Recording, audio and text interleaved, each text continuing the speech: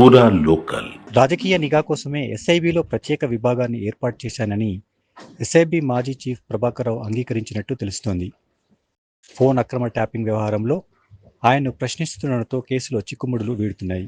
ప్రధానంగా బీఆర్ఎస్కు వ్యతిరేకంగా ఉన్న వారిని లక్ష్యంగా చేసుకుని వారికి సంబంధించిన ఫోన్లలో సంభాషణలను అక్రమంగా వినే ఉద్దేశంతోనే ప్రణీత్ రావు ఆధ్వర్యంలో స్పెషల్ ఆపరేషన్ టార్గెట్ విభాగాన్ని ఏర్పాటు చేసినట్టు ప్రభాకర్ రావు సిట్కు వివరించినట్టు సమాచారం. కేవలం రాజకీయ నిఘా కోసమే ఈ విభాగం పనిచేసిందని తెలిపినట్టు తెలుస్తోంది. ఈ నేపథ్యంలోనే ఇదంతా ఎవరి ప్రోద్బలంతో చేయాల్సి వచ్చిందనే కోణంలో సిట్ తాజాగా దర్యాప్తు చేస్తోంది. తగిన ఆధారాలు లభిస్తే రాజకీయంగా సంచలనాల వెలుగు చూసే అవకాశం కనిపిస్తోంది. ప్రభాకర్ రావును ఇప్పటికే 2 విడతలుగా సిట్ విచారించింది. ఆ తర్వాత శనివారం 3వ విడత సుదీర్ఘంగా మాట్లాడి వివరాలు రాబట్టింది. ముఖ్యంగా 2023 శాసనసభ ఎన్నికలకు ముందు బీఆర్ఎస్కు వ్యతిరేకంగా ఉన్న వారితో సహా ఇతర ప్రముఖుల ఫోన్లపై ఎస్ఓటీ నిఘా ఉంచేందుకు అనుమతులు ఎలా వచ్చాయని సిట్ ఆరా తీయడంతో చాలా విషయాలు వెలుగులోకి వస్తున్నాయి.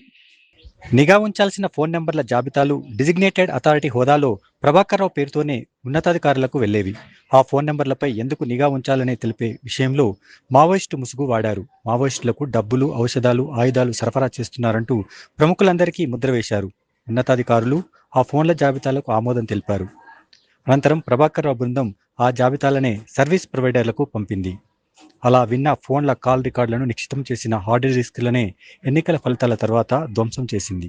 2023 డిసెంబర్లో ప్రభాకర్ రావు బృందం తమ సెల్ ఫోన్లు, కంప్యూటర్లలోని డేటాను పకడ్బందీగా డిలీట్ చేసింది. మరోవైపు ఈ బృందం ధ్వంసం చేసి మూసీలో పడేసిన హార్డ్ డిస్క్లను వెలికితీసి ఎఫ్ఎస్ఎల్ ద్వారా విశ్లేషించిన విలువైన సమాచారం ఏదీ లభ్యం కానట్టు తెలిసింది. అయితే ప్రణీత్ రావు 2023 జూన్ వరకు తాను వినియోగించిన ఫోన్లోని డేటాను డిలీట్ చేయడం మర్చిపోయారు. ఎఫ్ఎస్ఎల్ విశ్లేషణ క్రమంలో ఆ ఫోన్లో సేవ్ చేసిన రాజకీయ నేతల సంభాషణలు తాజాగా సిట్ చేతికి అందాయి.